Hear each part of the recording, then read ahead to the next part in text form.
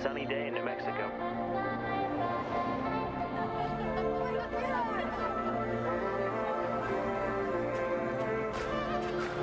When does it start? Any minute now.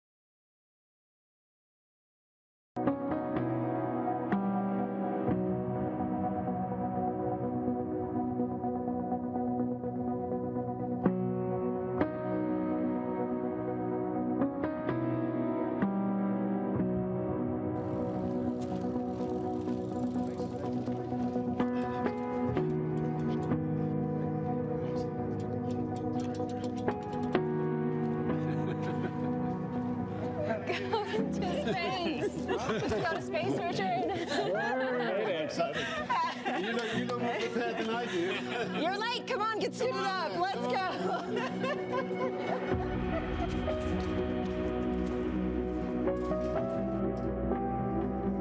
Open sesame. Good morning, Unity 22. Welcome to Spaceport. Please sign in to the astronaut logbook. The name's Branson, Sir Richard Branson, astronaut 001, license to thrill.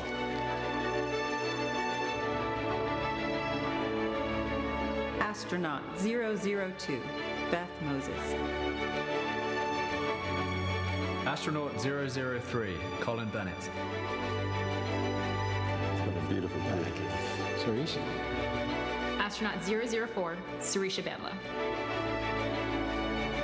And she's astronaut 004. Congratulations, Unity 22. You are officially registered for space.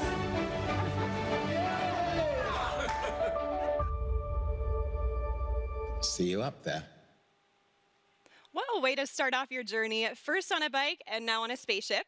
The team is airborne. Here's some footage of them taking off just moments ago. The spaceflight system was towed out to the runway and elegantly took to the skies on what is a beautiful morning here in the state of New Mexico. They're at approximately 30,000 feet in altitude and climbing as we speak.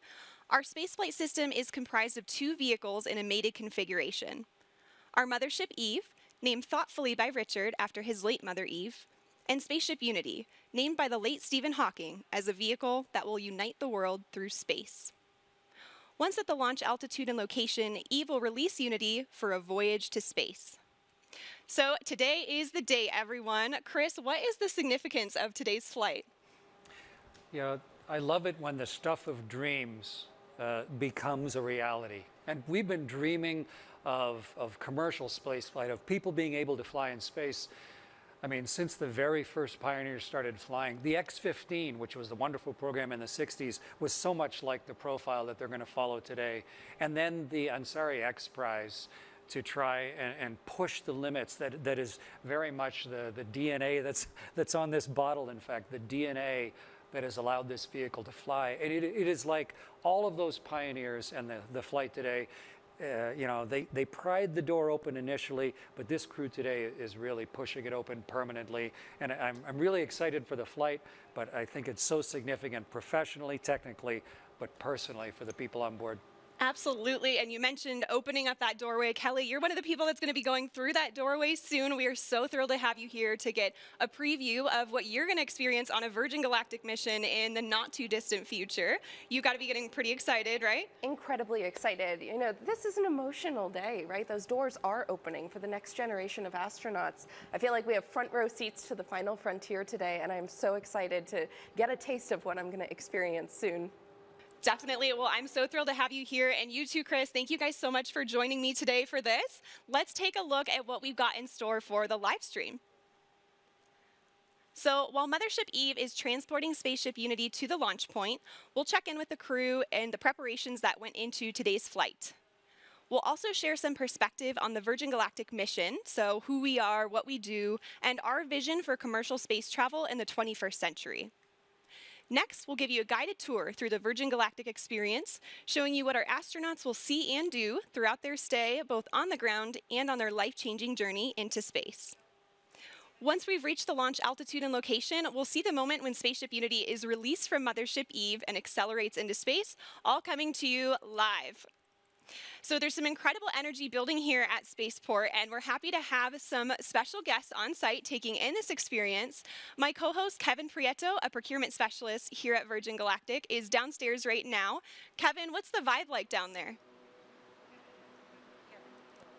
Thanks, Veronica. I am currently here at Spaceport America's hangar floor, where the ships usually reside, but as you just saw, they're on their way to space. Right behind me, I have the rocket motors we use for launch. And to my left, a very important person, CEO of Virgin Galactic, Michael Cole-Glazer. Michael, good to see you. It's great to be here, Kevin. Michael, I have one question for you, and that is, what does today mean? Kevin, this is a landmark moment for Virgin Galactic. It's a landmark moment for the new commercial space industry, and it certainly is a landmark moment for our founder, Sir Richard Branson, who right now is showing that when you have the fortitude to follow your dream, you can make a hugely profound impact on the world. It's a historic moment because today we are endeavoring to open access to space for all. Can you imagine? Being up there and looking back down has to be one of the most amazing feelings, and we can't wait for more people to experience it. I have to say how proud I am, Kevin, to have all my friends and colleagues who are today's crew representing the entire company. They're opening the door for the astronauts of tomorrow. We're thrilled to be here today and so excited to have all of you watching to be sharing this moment with us. It sure really is a historical moment for us, and I'm excited to be here. I'm going to be out on the street, so I'll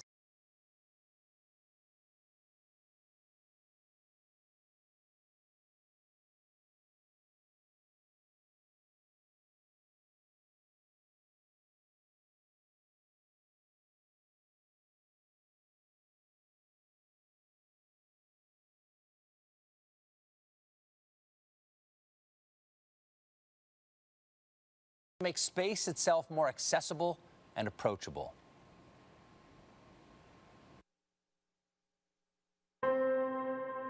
Line 3. Hello. Hi. Have you ever thought about going into space, Richard?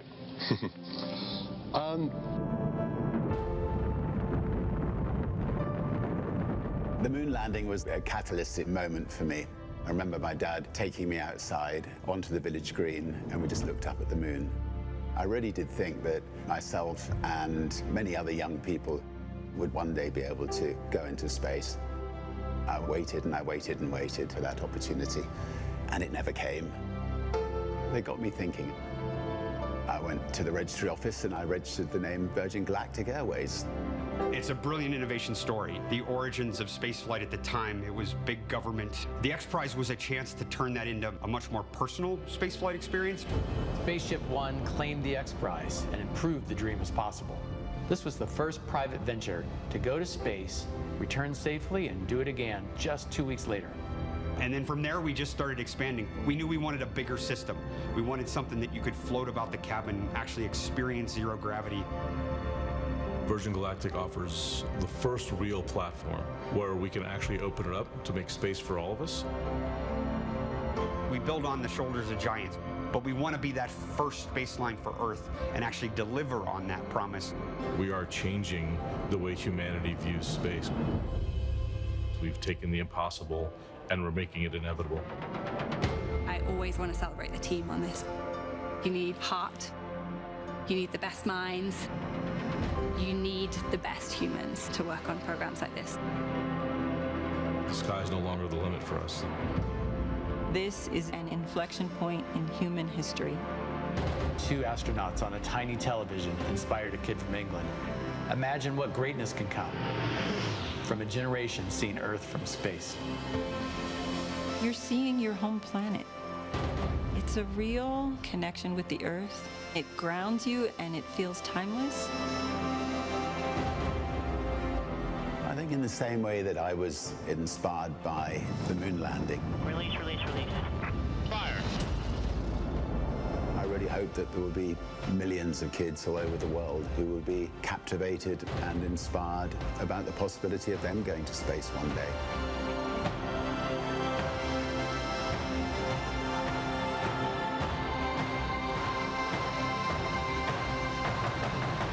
Have you ever thought about going into space, Richard?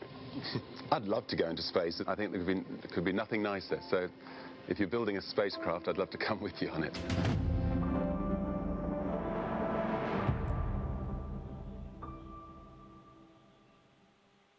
Truly inspirational, and right now all of that inspiration is up in the sky as the Virgin Galactic spaceflight mission makes its way towards the launch point. Let's take a look at these onboard camera footages now and see what we've got here. We are already at 40,000 feet. You can already see the incredible view and the sky starting to darken there. This is already higher than what most regular commercial airliners will travel at. So I'm sure all of our astronauts are taking in that view already and getting really excited and prepared for the mission. Now, Kelly, we hope to connect live with Richard throughout the show here. What would be going through your mind if you were on board with him right now? Gosh, you know, aside from the overwhelming excitement, right, I think it would just be a sense of awe, the hard work and the vision that it took to get to today, and the magnitude of what it means for the next generation of humans who are going to experience the wonder of spaceflight. Absolutely. I mean, this is certainly the dawn of a new space age, and Mothership Eve is currently ascending still. We're already over 40,000 feet.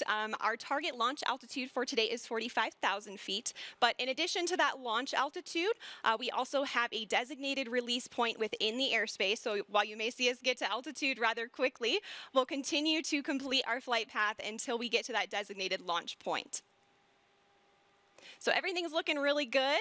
Again, they're over 40,000 feet now, and just a beautiful view you get there already. I imagine they're just getting really excited for their upcoming space flight.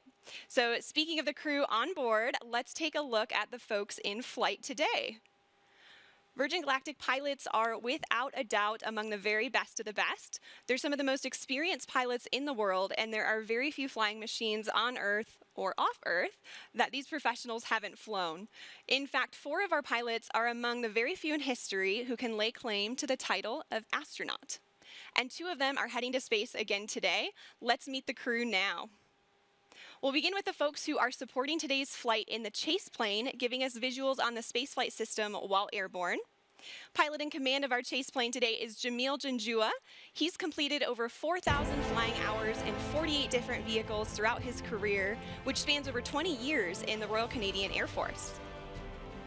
Joining Jamil is Patrick Moran, who served as a pilot in the Marine Corps for 20 years, where he operated as a test pilot and a test pilot school instructor.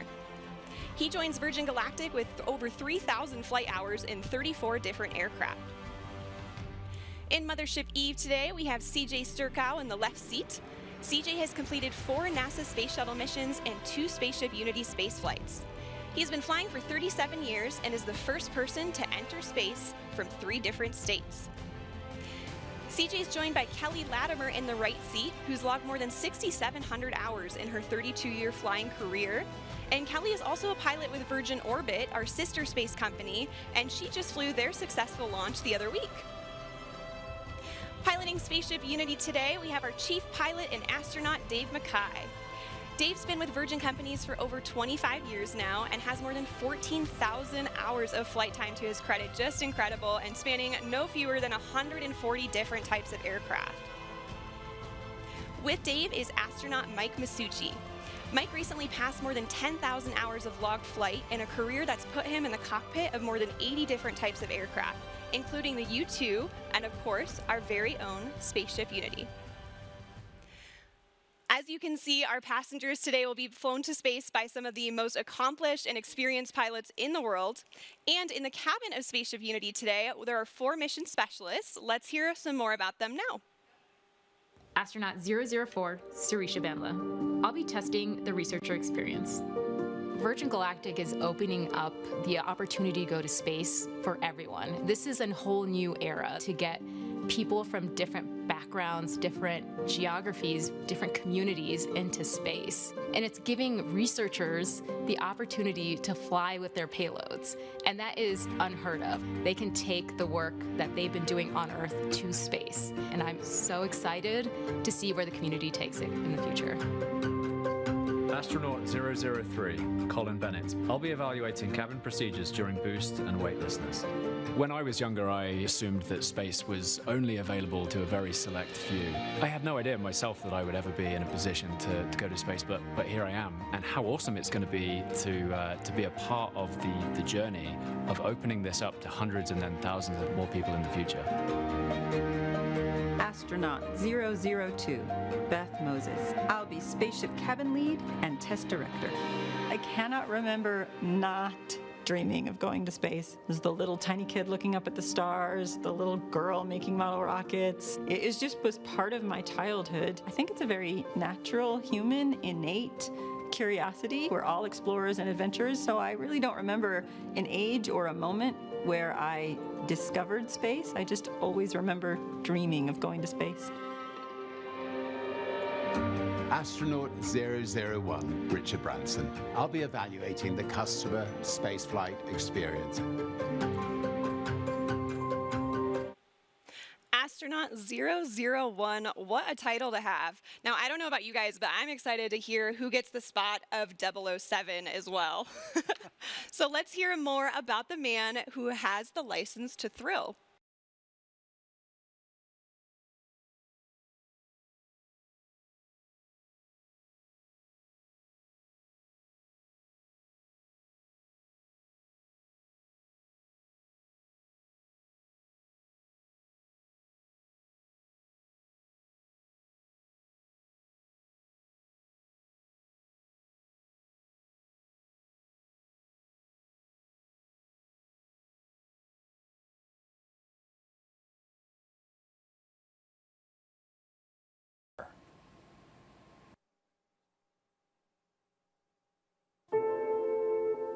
Dear Mum, you always told me to reach for the stars. Well, I took my own winding road, but I always knew to follow your lead. You always pushed us to our limits. When I was a child, you threw me out of the car miles from our house and urged me to find my own way home. You let me jump into a river to sink or swim. You and Dad taught me and my sisters independence and loved us with fierceness and tenderness. You were always an adventurer. You took glider lessons dressed as a boy, enlisted during World War II, toured Germany as a ballet dancer after the war. You flew treacherous routes as intrepid cabin crew for startup airlines. You took us into the great unknown on family holidays. You treated every day as a chance to explore.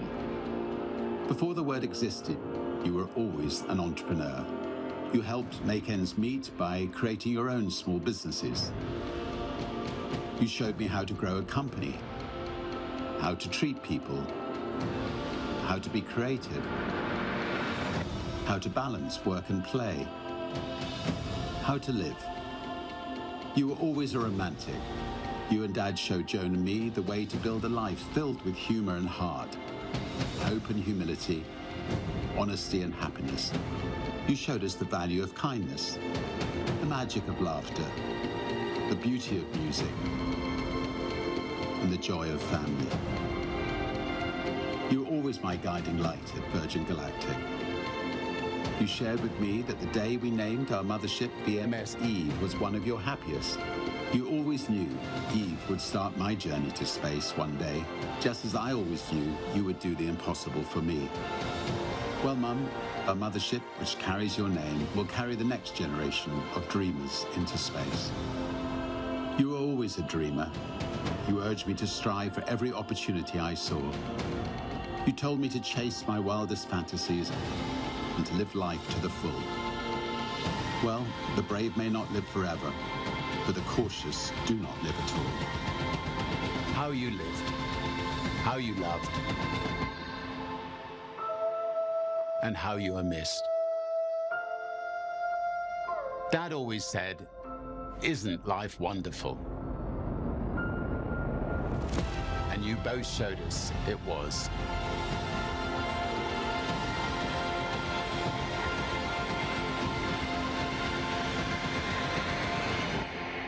Always.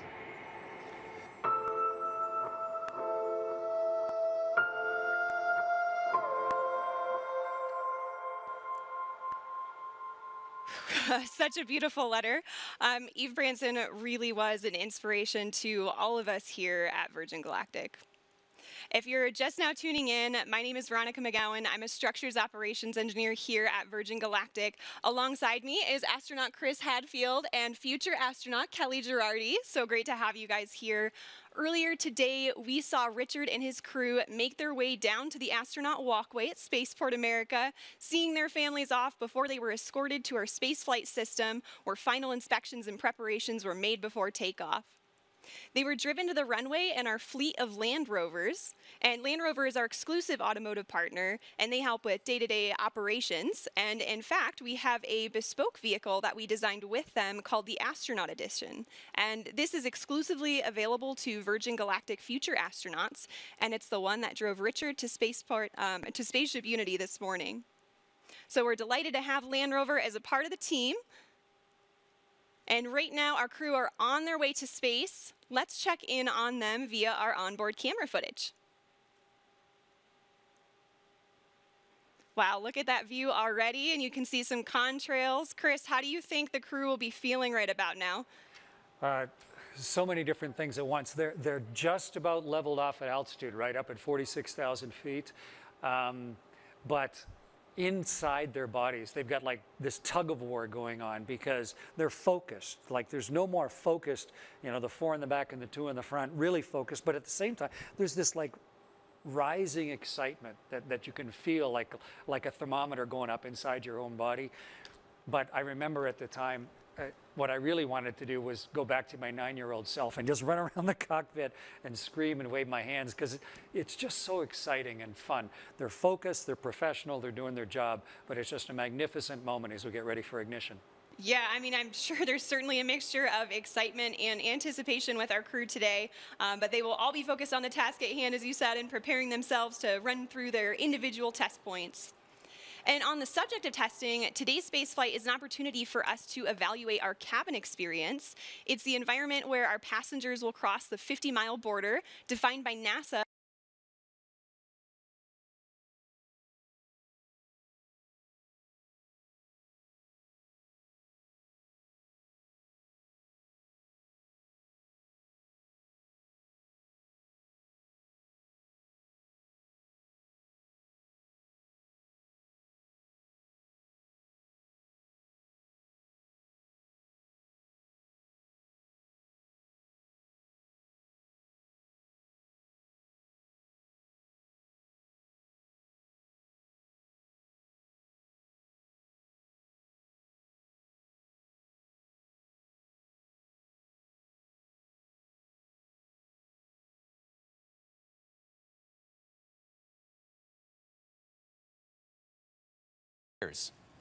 That's where the innovations of Virgin Galactic come in.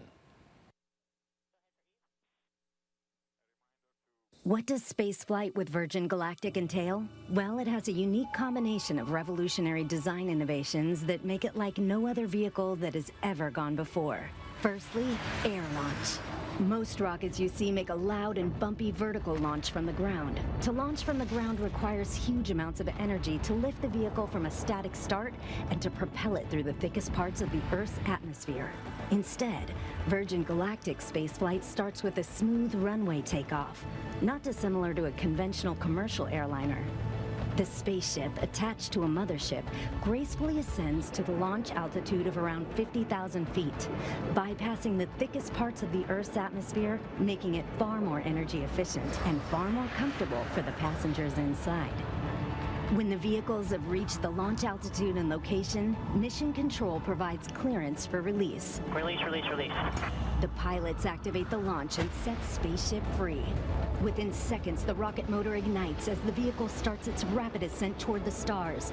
During this awe-inspiring journey, the spaceship reaches speeds of up to 3 times the speed of sound. And out the window, passengers will watch the color change from blue through indigo, and then to the iconic inky black as they soar into space. Once the rocket motor shuts down, passengers will unbuckle their seatbelts and float effortlessly around the cabin, enjoying the childlike freedom of zero gravity. The cabin becomes a spacious, 3-dimensional playground as passengers experience space firsthand, helmet-free.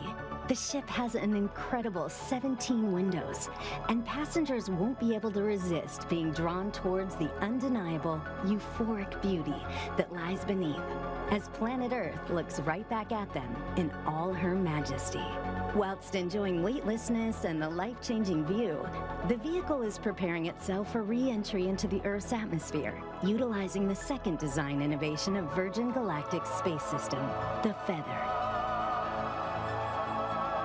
There's FPGs. Re-entry is arguably the most challenging aspect of space travel and has largely been approached in 2 ways, with winged vehicles or with capsule spacecraft.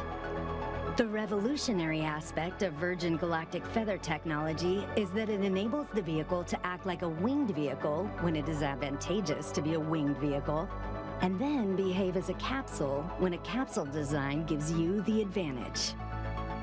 On the way to space, the spaceship folds in half, with the booms moving upward to a 60-degree position as our pilots put the vehicle into an elegant backflip.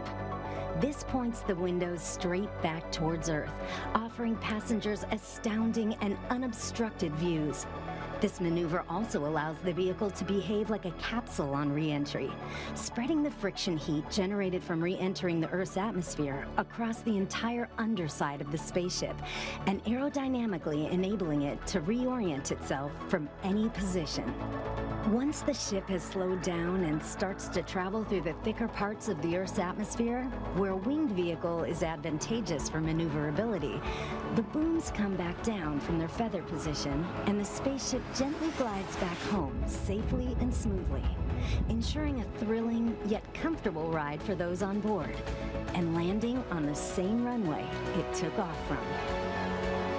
A truly extraordinary design, fit for an out-of-this-world experience.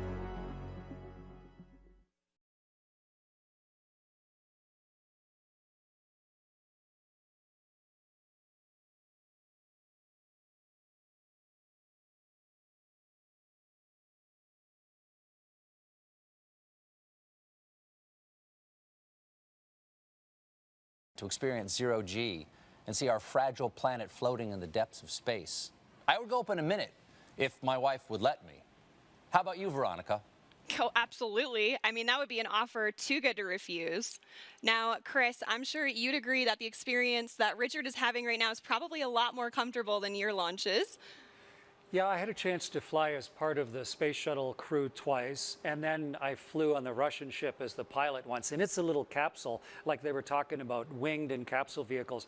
But both of them needed a rocket to get them up above the atmosphere. And the beauty of what Sir Richard and his crew are doing now is that they've had the mothership Eve to carry them gently up. So yeah, they're much more comfortable than I was at this stage, getting ready for the second engine and the rockets to ignite there. Yeah, I can imagine. And Kelly, now I know you've experienced zero G already in some parabolic flights. Your space flight will surely be an extension, right, of that zero G time. What are you most looking forward to in terms of conducting experiments in that environment? Yeah, exactly. Like Veronica said, I've done a number of parabolic research flights here on Earth where the aircraft takes this roller coaster profile to simulate zero G seconds at a time.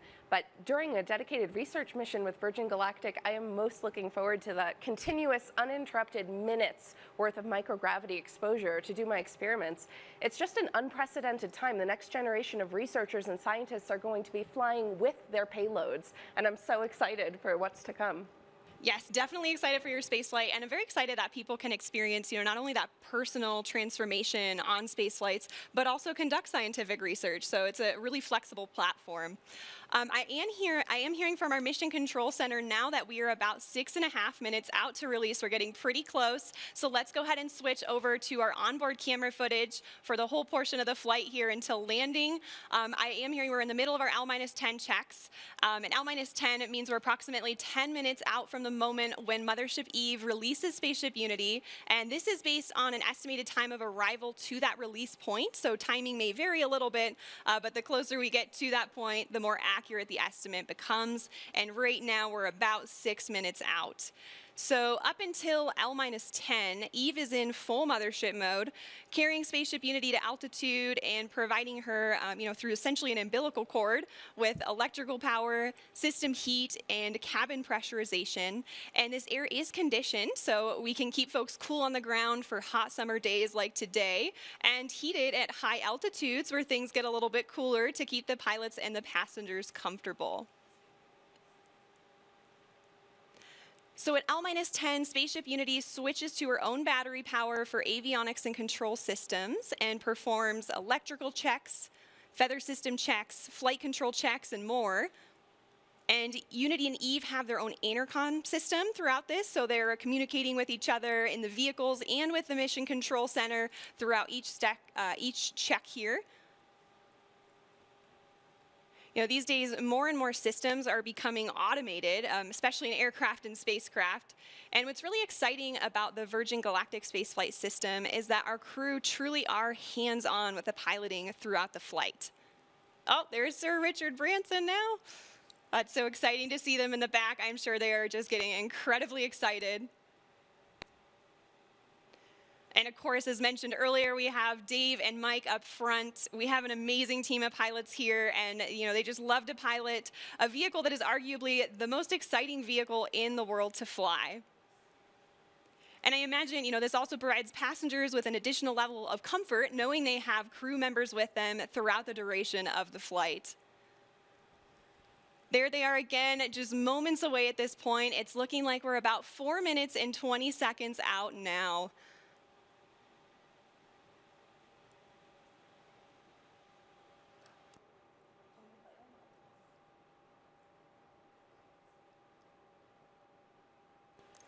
All right, so I am hearing from our Mission Control Center that we have L-4 checks in work now, so we just passed the 4-minute mark. At this point, the pilots are ensuring the spaceship is in its launch configuration after going through the various L-10 checks, just confirming all settings are back in their place and go for launch. Now, this is also the point when Spaceship Unity will isolate her air supply from Eve and prime the rocket motor by opening the backup oxidizer valve. And once these actions are complete, the pilots are going to seek clearance for release from MCC. And that's shorthand for our Mission Control Center. We have 2 MCCs supporting today. Our primary Horizon is located here at Spaceport America, and they're being supported by the Oculus Mission Control Center at our manufacturing base in Mojave, California. These teams consist of experts across various departments and disciplines within the company, and they're verifying checks with the crew today every step of the way. All right, and I've just heard from MCC that our L-4 checks are complete. We are roughly 3 minutes out from release at this point. It's getting really exciting. I don't know about you all, but I can feel the anticipation building just watching the screen and looking at their faces. Look at that, they've already got big smiles on. And we have just received clearance for release on time from Mission Control Center. So we are 2 minutes and 30 seconds out now. I can only imagine what it would be like to be on board. This must be incredibly exciting for the crew.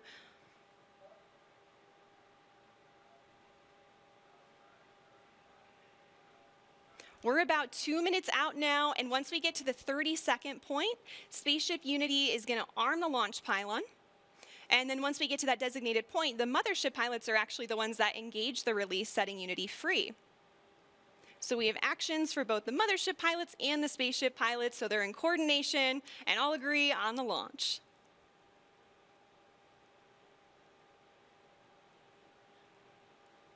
Yeah, it's a hugely exciting and focused moment right now. Definitely. 1 minute and 30 seconds.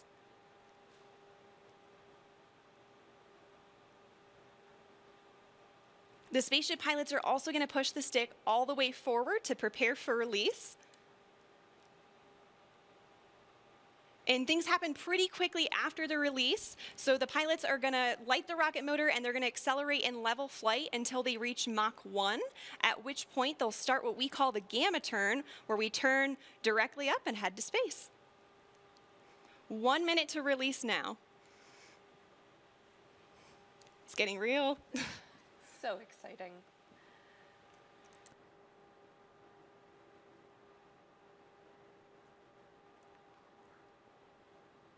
"45 seconds.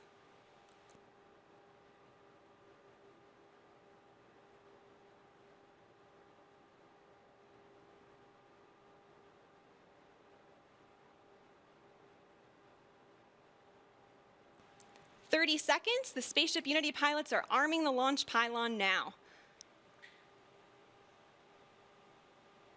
We are armed for release. 20 seconds.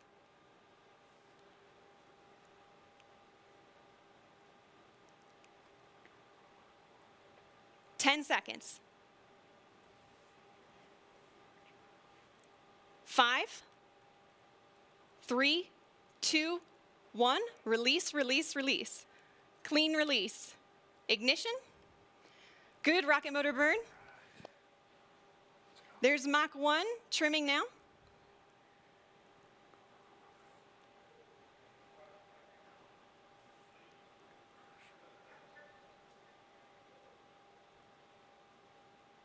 Trim complete. Unity is pointed directly up and heading to space. Things are looking great. We are 25 seconds into the burn now, approaching Mach 2. 30 seconds, Mach 2. Everything's looking really good and stable. 40 seconds. 45 seconds. 50 seconds, approaching Mach 3. There's Mach 3. And 60 seconds, and that is a full duration burn, folks. We are headed to space. And the passengers in the back have been cleared to unstrap. Our predicted apogee is 279,000 feet and climbing.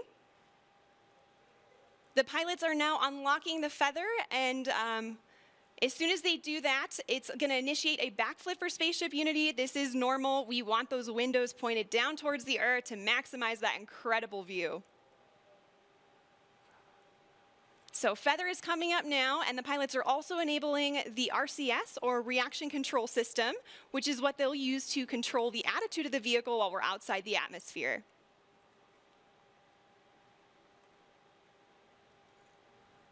All right, feather is all the way up. We are at about 250,000 feet now and climbing. As soon as we cross the boundary to space, we'll hear a word from our founder, Sir Richard Branson.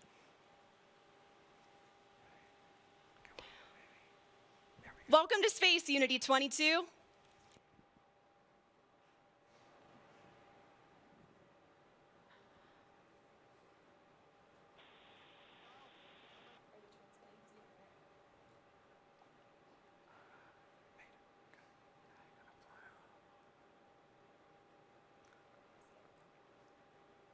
So it doesn't sound like we're receiving the audio over the broadcast, but I know Richard is saying something inspirational, as he always does. Fortunately, we have a lot of cameras recording things on board today, and we'll be sure to capture his magical words and share them with the world when they're available. We reached apogee 282,000 feet. Remember the day, remember where you are, and remember who you shared this with, and remember the name Virgin Galactic, because today, space is virgin territory. The culmination of a life's work, more than a half a century since the world rejoiced in and was transformed by humans leaving planet Earth, Sir Richard Branson fulfills his long-held dream of experiencing space with his crew. Congratulations again, Richard, and congratulations also to Sarisha and Colin on becoming astronauts today. And welcome back to space to Dave, Mike, and Beth. Oh, you can see them now?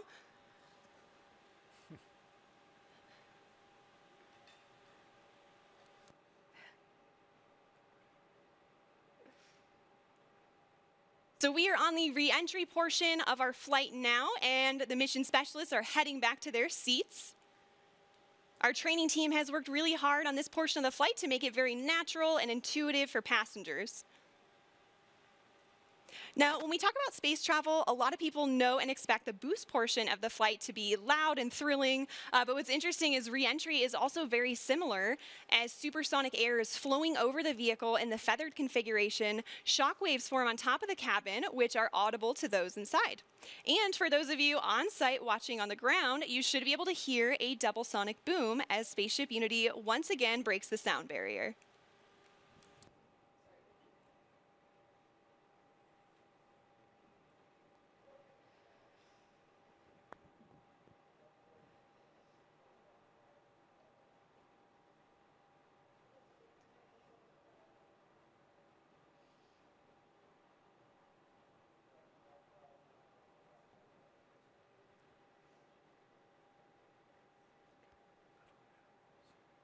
All right, folks, we are now subsonic, just under 75,000 feet in altitude.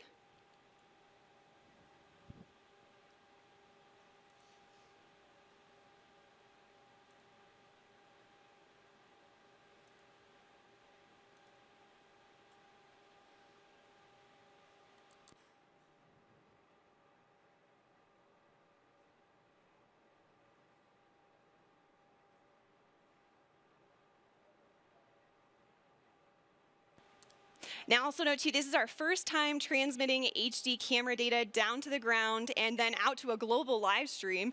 So please do bear with us as we may occasionally see some drops in the feed, but we still have some really great ground footage coming in here. Oh, there we go. Now we can see that is the tail cone of Unity. And the pilots are lowering the feather now. Now, as the feather comes down, the nose of Spaceship is going to drop. This is normal and expected. Once that feather's down and locked, the pilots will begin a gentle pull up to a level attitude. And I'm hearing the feather is down and locked now. So at this point, Spaceship Unity is a glider, so it's all about balancing her potential and kinetic energy. So if the pilots want to go faster, they point the nose down, and if they want to go slower, they bring the nose up.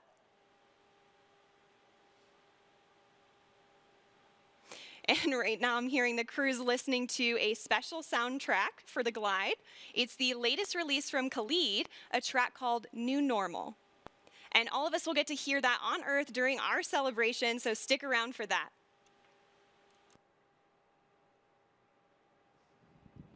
I don't know about you all, but I am still feeling overwhelmed and excited about what we just witnessed. And there's one person in particular who's got to be having all of the feels right now. You can see him sending a congratulatory shake to his passenger, Colin Bennett, there with him.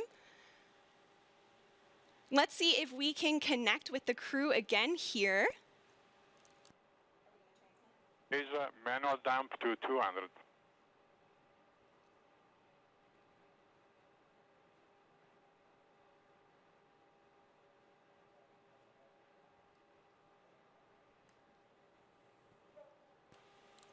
So, Richard, you just went to space. This has got to be the ultimate birthday present for you. What was it like?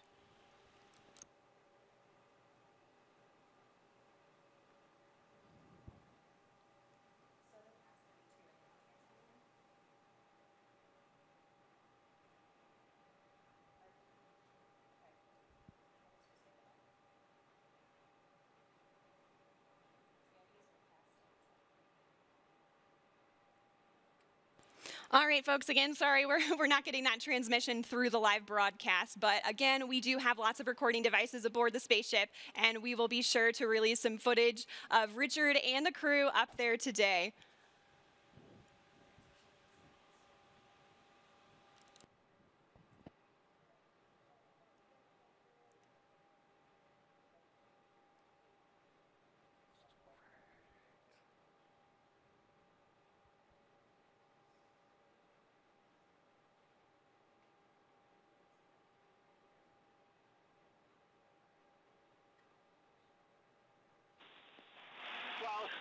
I've done some ridiculous things in my lifetime.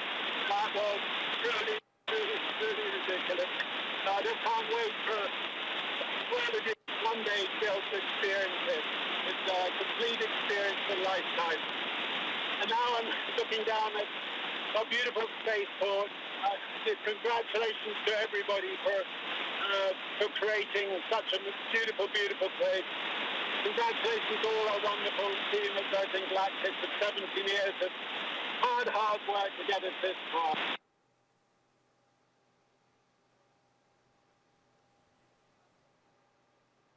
All right, so I'm still happy we could catch a little part of that. It seems like there's a little bit of a delay in the transmission there. It does have a long way to travel, but you could tell by the smiles on their faces, they just had the ride of their lives. We are so excited for them to land and party the rest of the day with, like astronauts, in the typical Virgin fashion.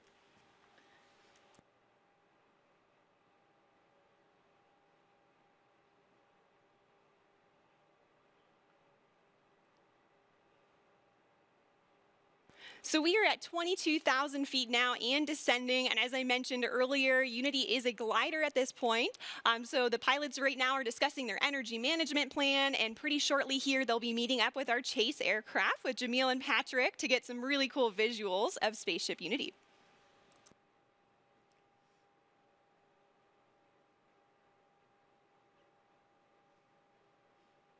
Now, as the crew and spaceship make their way across the desert, they are gliding over one of the most remarkable landscapes in the United States and the largest desert in North America, the Chihuahuan Desert. The area around Spaceport includes more than 6,000 square miles of restricted airspace and high desert, which is one of the reasons it was built here. And of course, our future astronauts will be able to take in so much of that natural beauty. And, you know, of course, we also have White Sands nearby. White Sands National Park is just to our east. It's visible right over the Black Range Mountains. White Sands, of course, has been the backdrop for so many films, commercials, and music videos, and it's known for having the largest gypsum dune field on the planet. Khalid's music.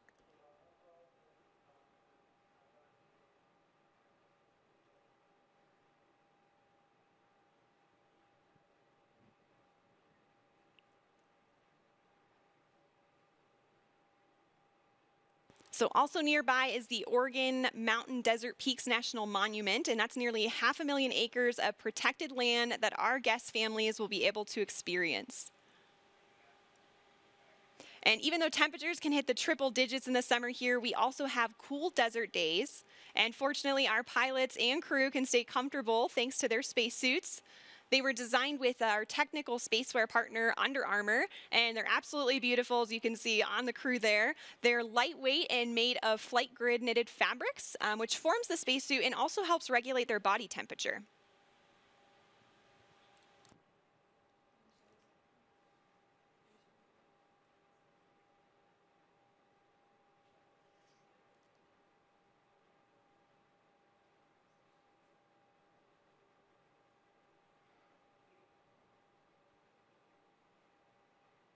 So also to commemorate this flight from New Mexico, we reached out to the Zia Pueblo, who gave us permission to use their sun symbol on our spaceship. This symbol is also a part of the New Mexico state flag, and it's embedded with symbolic meaning. The number 4 is sacred to the Zia people, and the emblem represents the 4 directions, the 4 seasons, the 4 times of day, and the 4 phases of life. We are honored and proud to feature this perfectly balanced symbol on Spaceship Unity's tail cone, as we also celebrate our new home.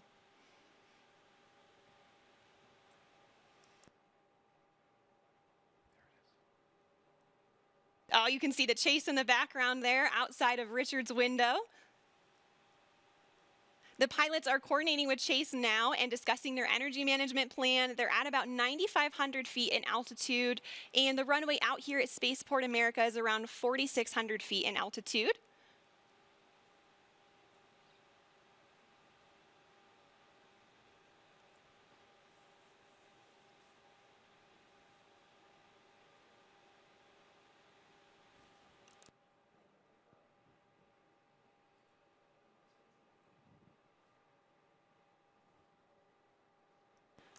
All right, we have 3 landing gear down and locked.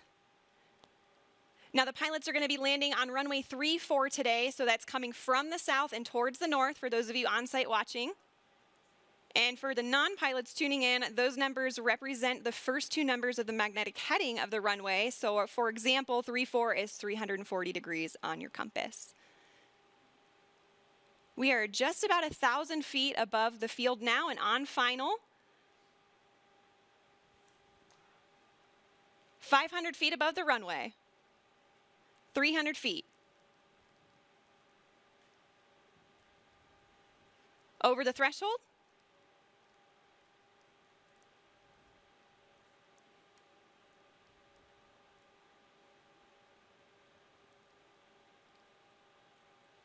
Main gear touchdown. And we're going to hold it just like this for a minute before bringing the nose down. Can see they're already celebrating inside there. And the nose is coming down now. Nose gear touchdown. And braking.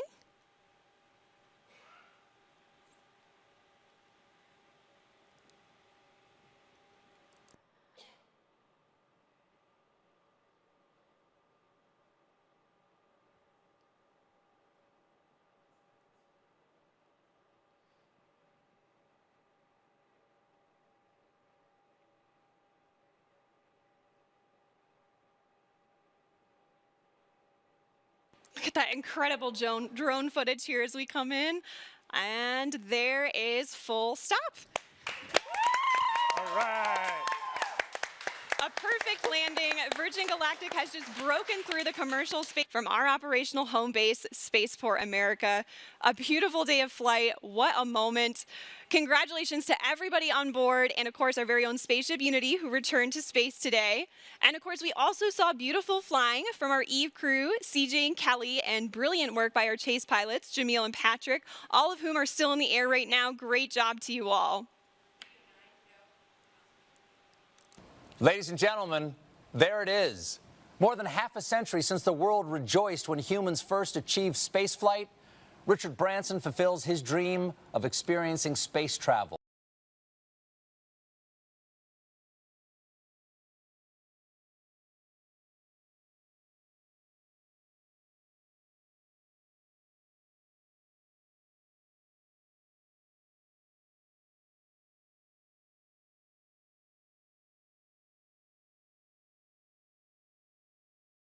A special musical performance to celebrate today's milestone. But first, let's hear some thoughts on the flight. Chris, you've returned from space several times now, both on a capsule and a space shuttle. How does this landing compare to the landings you've experienced?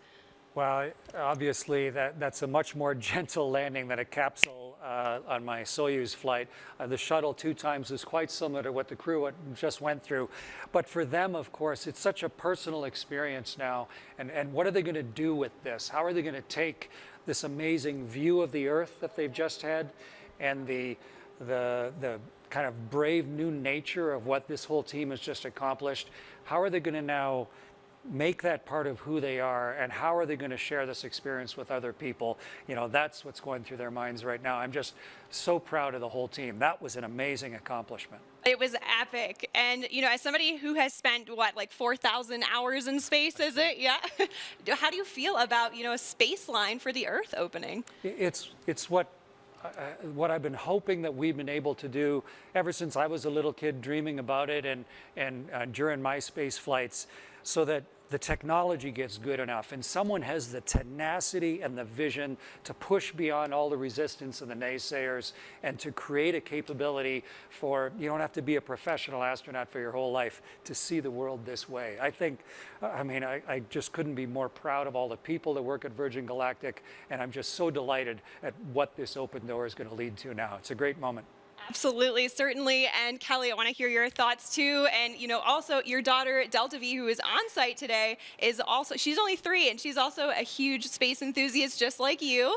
And, you know, how does this milestone affect her and what does that mean for her and also for you? Yeah, I am still emotional from this flight. It is so amazing. Now, a dry eye in the studio.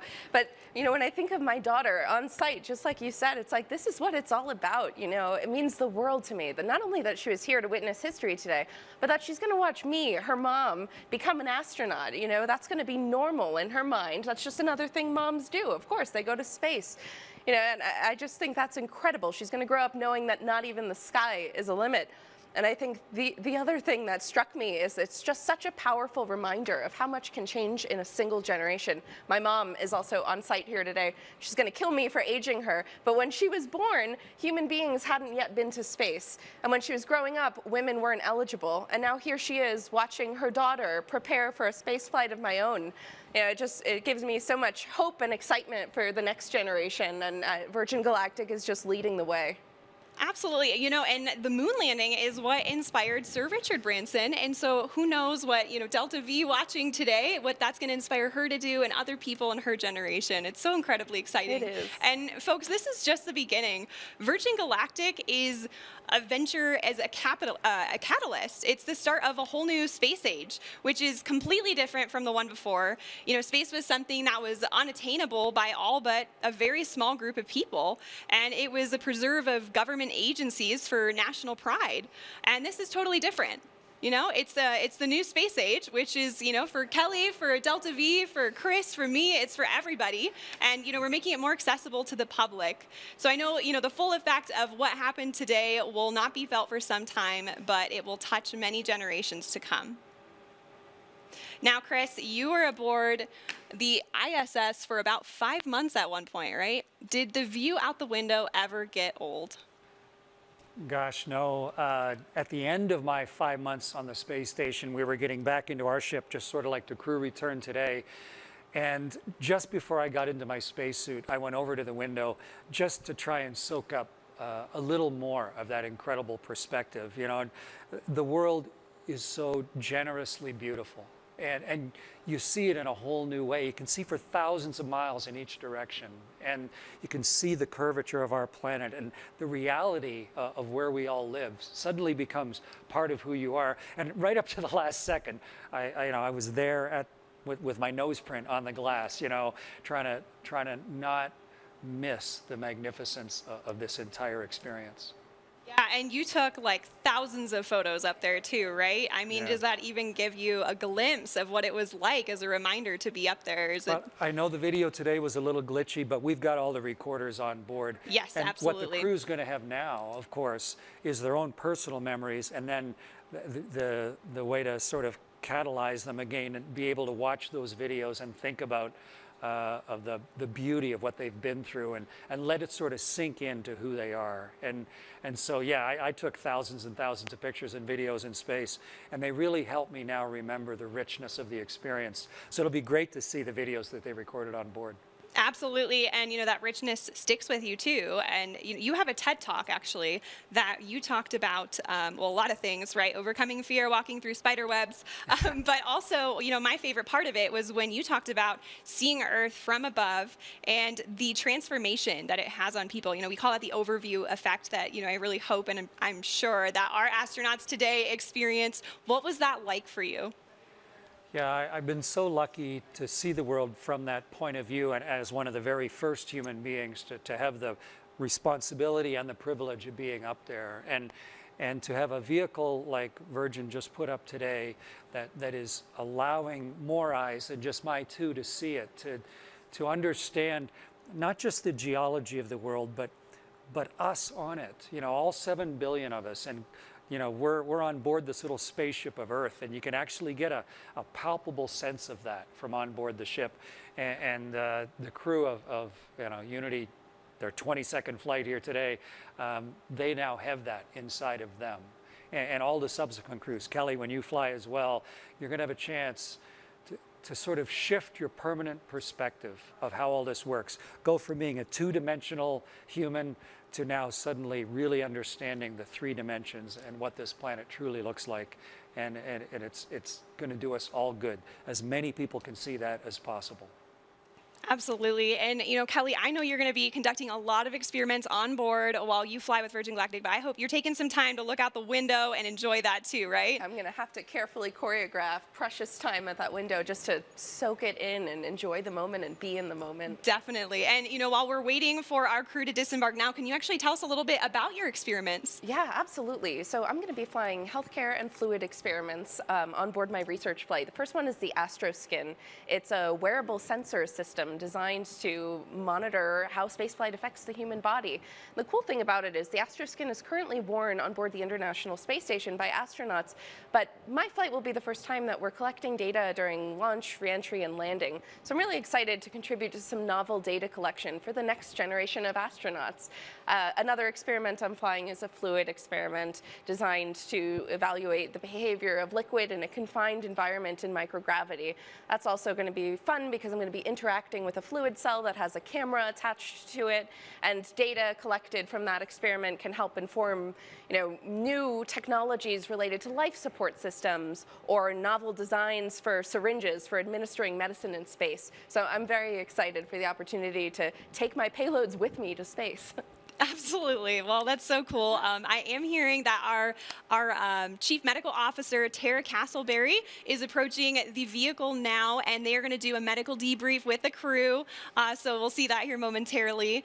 And our crew is actually going to join us later in the broadcast where they will receive their astronaut wings.